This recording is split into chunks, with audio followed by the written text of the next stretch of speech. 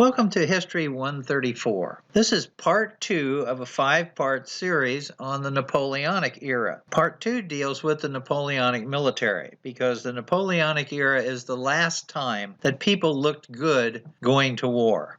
I want to start off by briefly talking about some of the solid books that you should be using if you're doing research on the Napoleonic military. Then I'm going to move and take you on a tour of uniforms and types of uniforms that different units utilized. We'll also talk about the divisions between the army, the different types of troops that they had, infantry, grenadiers, elites, and all sorts of different cavalry as well as artillery, and then end up talking about tactics, the use of line formations, square formations. Now the army is going to be pretty much the same for every country in Europe. You're going to have different divisions, but what you're going to have is you're going to have different uniform colors. Now, the French are generally blue and white. The British are, of course, red and white. The Prussians blue-green. The Russians green. Spanish yellow. The Austrians white. And then there's all sorts of mixtures that come in here. So I hope you enjoy this brief introduction into the warfare of the Napoleonic era. If you want to start a collection on the Napoleonic military, you just simply buy 3 books from David Chandler. His Campaigns of Napoleon, which is the classic, the Dictionary to Napoleonic Wars, which is a superb reference, and his Marshals of Napoleon. So they are just excellent. As far as uniforms, there are hundreds of books. The Osprey Men-at-Arms series is excellent. I have a book, Les Uniformes de l'Armée des Soldats du Premier Empire, and that is by Casterman, and there are several others. But some books will just deal with uniforms, some will give you the history as well. Armies in Europe during the Napoleonic era had these designations. They all had regular troops, which were to various degrees from newcomers to elites, but most had an Imperial Guard group of troops, which is a miniature version of the regular army. Now, that's not necessarily true in the beginning of the time period, but as they grew and they added more and more and more. A perfect example of this is the French Imperial Guard, which basically started out as the guides that protected Napoleon during the 1796 campaign, and then added the guards protected the Directory in 1799, and then they added the Consular Guard. But by 1804, the French Imperial Guard was around 8,000. That's infantry, cavalry, and artillery. They would then rise to 12,000 at the Battle of Austerlitz in 1805. In 1812, there were 56,169 Imperial Guard, and in 1814, there were 112,460 Imperial Guard. And you would have them in Russia and Austria, and of course in England they have the Life Guard protecting the king. You know, they're the elites. Some people didn't use them. Napoleon used them in battle. The rest of the army is simply made up of what are known as regular troops, although they can be promoted through the various ranks, become elites, and then also get into the Imperial Guard as well. There is a multitude of different types of cavalry. All the artillery is based on the size of the cannonball, 6 pounds, 12 pounds, howitzers. They have horse artillery. But everybody had these particular types of troops in their armies.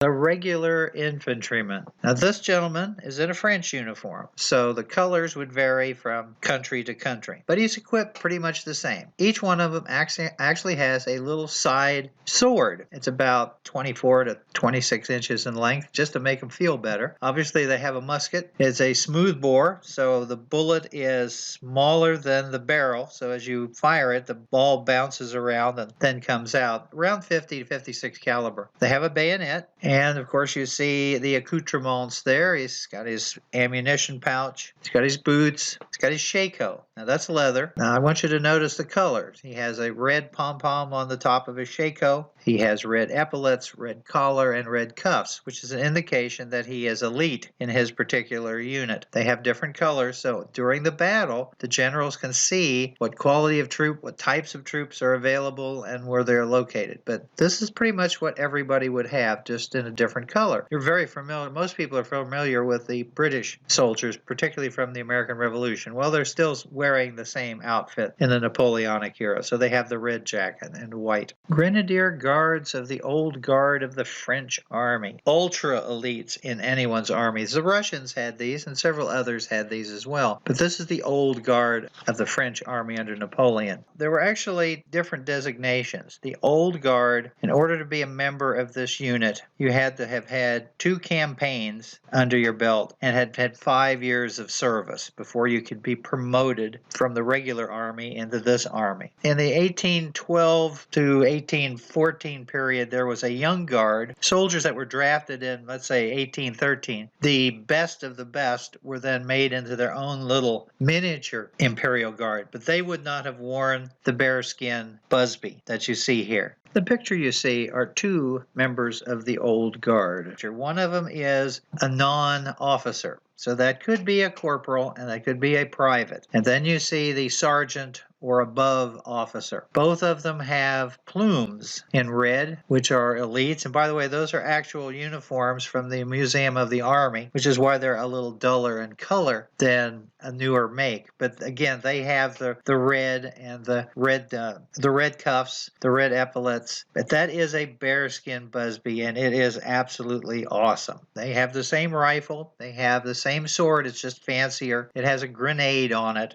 In the old days with them, the grenadiers, which were grenade throwers, a little cannonball with a fuse on it. And then it became, those were just your best of your best. So that's our Old Guard. Before we head on into the cavalry part, I thought I would show you a couple of the helmets that I have replicas of. Here is the shako that you normally find. Here we are. Pull this off. This is would be an officer's with the honors on it, and it has the pom-pom. And on your head, as you can see, it's not as good as my bicorn hat, but it will do. But this is pretty much what everybody wore from all sides. And then, of course, you see the cavalry one here. This is actually a replica of a cuirassier's sword. It's the horsehair plume here into the back. And it's a little harder to get on. There we go. It does sit a little different on me, but you get the idea. So those are nice. They're very pretty. But of course, they're not my favorite. This is my favorite. The Imperial Guard, Old Guard, bearskin busby. And this is bearskin. Normally the replicas are made out of goat skin. But there's a gentleman who is the saddler for the United States Park Service. And whenever they get a poacher, he gets the pelt. And when I talked to him, he had a bearskin. So this is, now I'm 6'2½", okay? Now, you put on the bearskin, it does make you look a little taller. Now, when I talked about the Prussians, one of the Prussian kings that has a Potsdam Guard, where everybody, all 1,000 of them, are at least as tall as I am, and they wear one of these. So you can see how impressive they are. They're quite nice. And no, I don't take it to bed with me and hug it.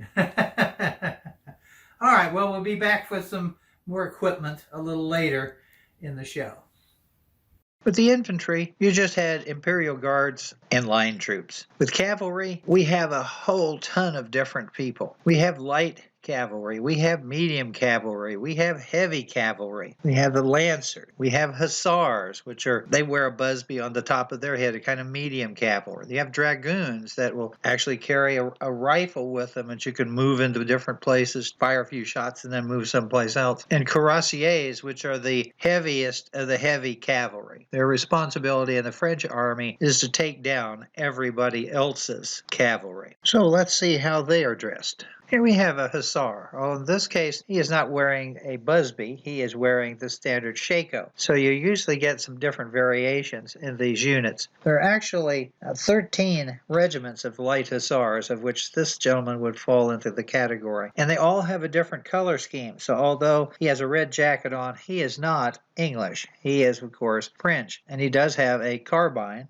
If you ever go to Paris, you just have to go to the Museum of the Army, because in one of their main halls, they have this display of all the various cavalry forces. And here we have a lancer, not just any lancer. This is one of the Polish lancers, one of the elites in the Imperial Guard. And again, they're light troops. They're great for chasing opponents. They have this wonderful spear in their hands, which if an opponent forms a square, they can poke at that position and be somewhat successful. Now, the spear is usually anywhere from 12 to 14 feet in length. You see it has the two cavalrymen we have in the picture here. One is the cuirassier off to the far right, which we'll get to in a little bit. So I want to focus on the hussar with the fur busby on the top of his head, because this is one of the most spectacular cavalry uniforms of the Napoleonic era. It has this beautiful exterior coat over his shirt with the little bullet buttons on it. Here's a little closer view of one of them in the museum. The exterior is called a pelisse, the outer jacket. And then here's a close-up of the fur busby. Again, this is an elite, he's an officer, he's got his special cords, he's got his red plume. So it is quite stunning. And needless to say that Babette in the local village really loves this guy.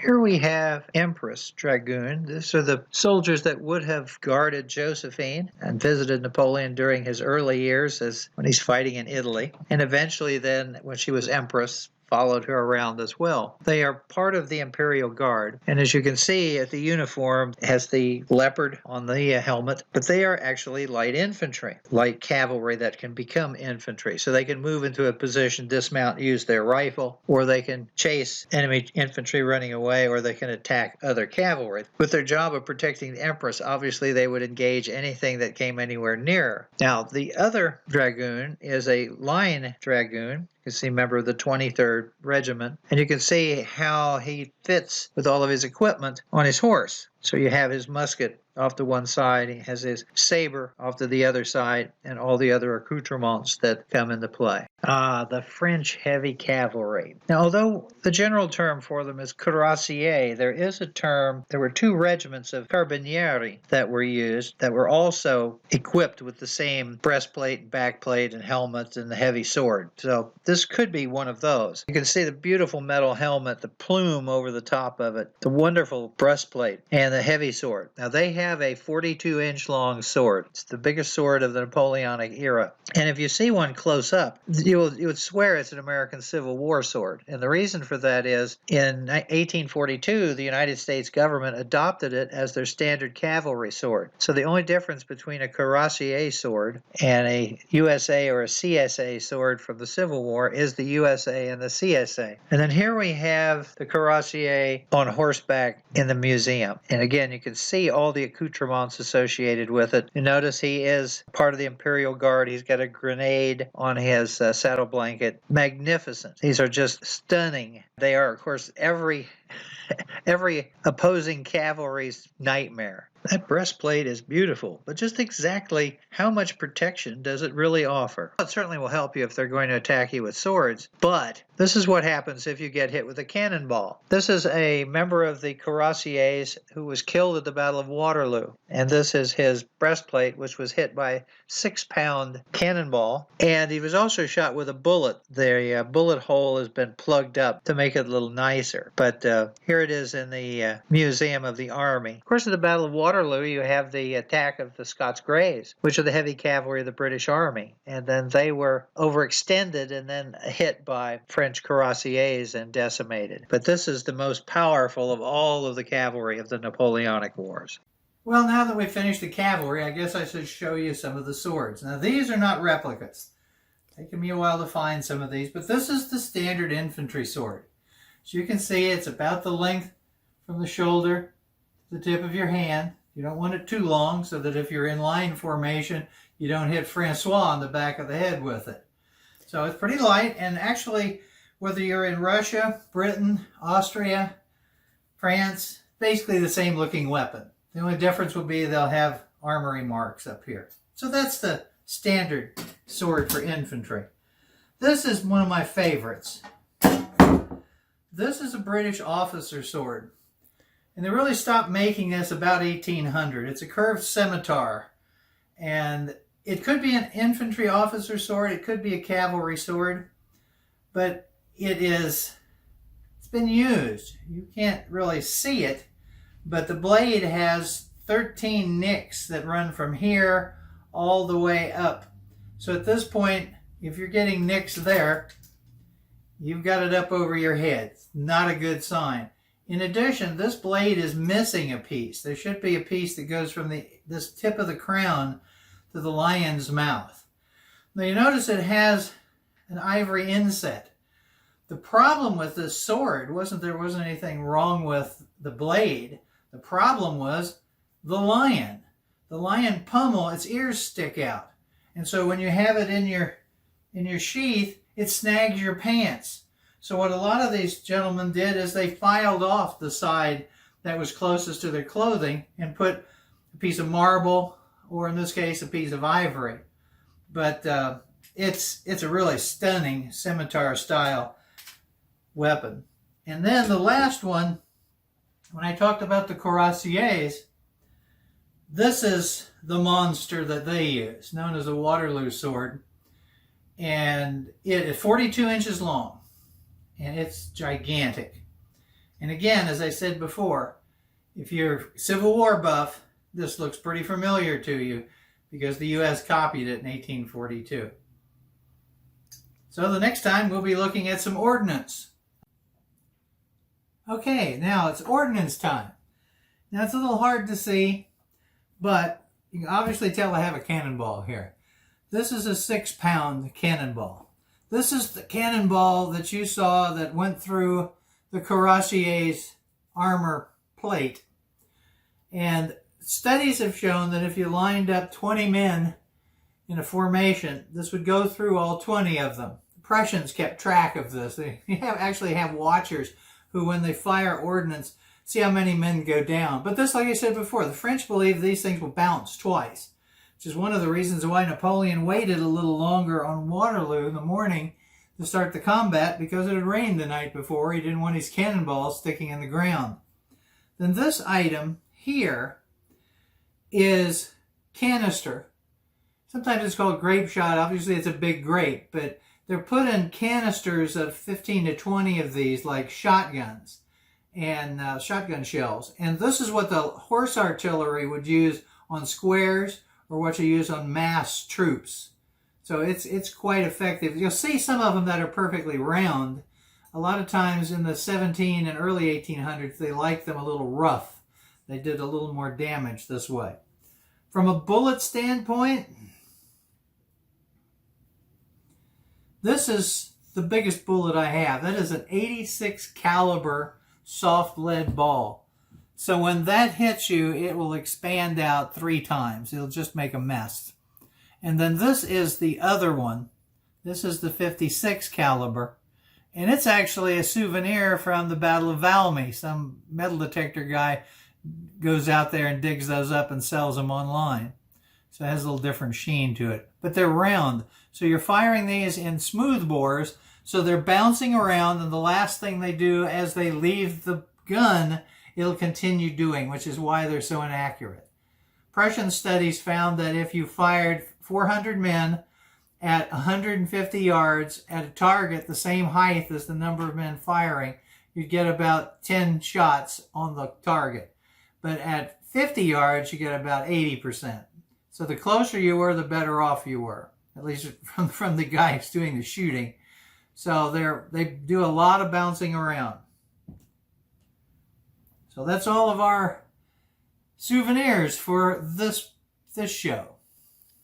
Here we have the artillery of the Napoleonic era. The horse artillery, which has basically a 6-pound gun that's easy to limber and fire and then relimber and get out of the way, is great when the enemy is forced into squares, and you can use your cavalry to kind of screen you, and then as they part, you can then fire point blank into the squares. So horse artillery is very, very versatile. And you see they fire 6, 8, 12, 24-pound cannonballs. The French calculate distance based on the cannonball bouncing at least twice. Then they have siege artillery. They have howitzers that fire shells that explode in the air. They have all sorts of different things. The 12-pounders are Napoleon's favorite. I think they're referred to as Napoleon's daughters, affectionately. Napoleon believed that if you had a unit of troops that was relatively new and inexperienced, you gave them a little more backbone by giving them a little more artillery. Artillery kind of evened things up. And Napoleon once said that the artillery was ruining warfare because it was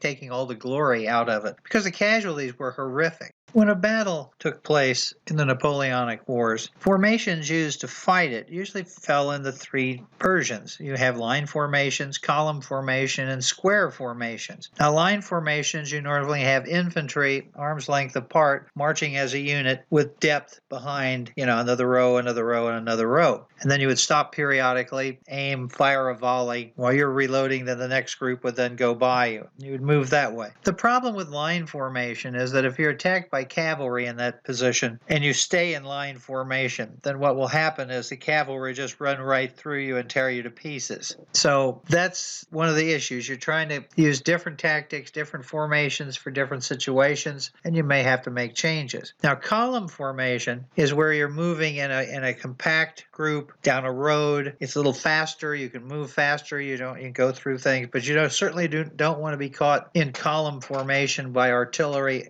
or volley fire. And then you have squares. Now, squares are what infantry use when they're under attack by cavalry. They will take their unit and form a 4-sided square. The men put their bayonets in place, and then you stick them all forward. In ancient times, as in the Napoleonic era, you can't force a horse to charge into a group of spiky things. They will stop every time, particularly if you put it up in their face. That's why a lot of times in the Middle Ages, people covered the eyes of their horses, and they had them in full armor, so that they would then still charge into somebody. If you formed a square, it was pretty difficult to get in there. Now, the weakness of the square is if you get horse artillery up close, that could be deadly. And of course, if they stay in that formation and allow the regular artillery, it will tear them apart as well. So there's a real trick to forming and unforming and moving it back and forth. Now, one of the pictures that I have to illustrate this shows cavalry inside of a square. This is from the Battle of the Pyramids in Egypt. The Egyptian army were Mameluke cavalry, which Napoleon said was one of the finest cavalry groups in the world. Cossacks fell in that same category. And he thought it would take at least 2 to 3 French cavalrymen to equal 1 Mameluke. So at the Battle of the Pyramids, since the Egyptian army was almost entirely cavalry, they moved cavalry units inside of squares, spaced the squares far enough apart so when the Mamelukes attacked and they went between the squares, the fire from one square wouldn't hit another square. Then once the enemy was in a weakened position, they could open the square up, the cavalry would then run out. In addition, in front of each of these squares were cannon. So they would fire the cannons as long as they could, and then the cannoneers would get back into the square, and then after the enemy rode off, then they would go back out. So there's a lot of this manipulating of what's taking place on the battlefield. At the Battle of Waterloo, when Marshal Ney committed the majority of the French cavalry to the attack, thinking that Wellington was retreating, the British formed squares and took, I believe, 7 or 9 charges and still held their position, but they weren't able to get any artillery up to come in and assist them. So it's a game of maneuvering. The highest ranking commanders in the French army were Napoleon and, of course, his marshals. Now, there were 26 marshals that were created during the time of Napoleon's reign. Some of them are political, some of them were good military men, and some of them were great, such as you see here, that is La Rouge à Tête, that is Marshal Ney, one of his great commanders, although he had a terrible time at the Battle of Waterloo. Marshal Soult, Marshal Lanes, Marshal Murat. The picture on the right is what the marshals wore when they were on campaign. And you notice they do not have red epaulets. They have gold epaulets and the wonderful bicorn hat, which you can turn sideways or straight in front. Here's a picture of the marshals if they were at court with a nice velvet jacket. and then their baton of rank. And you can usually tell whose it is by counting the eagles, because they weren't all created at the same time. So you count the number of eagles, each representing one of the marshals, and you can kind of figure out when they were made. Now, before I leave this and move on back into the Napoleonic era, I want to mention briefly some of the best generals and commanders from the coalition side. Obviously, the Duke of Wellington, who commanded the British and Spanish forces in the Peninsular Wars against, most of the time, against Napoleon's other marshals, and obviously the winner of the Battle of Waterloo. Then there's Field Marshal Blucher, who is one of the finest Prussian commanders and whose goal in life was to see Napoleon hanged from a tree. Then we have Marshal Kutuzov, who's one of the Russian best commanders. He was the commander at the Battle of Borodino, and even though it's a loss, it was not a catastrophe. Later on, he would be replaced after his death by Barclay de Tolly. And the best Austrian is General Schwarzenberg, who was a very good friend of Napoleon and is not very well known for his military attributes. As far as the Navy is concerned, there's only one name: Admiral Nelson, the victor at Trafalgar, the victor at the Battle of the Nile, the man who revolutionized naval warfare. All of these I will talk about later in their specialty when we get to Waterloo, when we get to Borodino, when we get to Trafalgar. But I wanted to bring them in now to give you a little idea of what's coming. And in addition, my 134 class might actually see them on this first quiz.